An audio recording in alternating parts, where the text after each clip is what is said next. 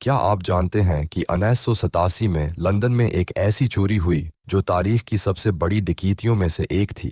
Nights برج safe deposit centre کو ناقابل تسخیر سمجھا جاتا تھا، لیکن اطالوی چوروں کے ایک گروہ نے اسے شکست دے دی۔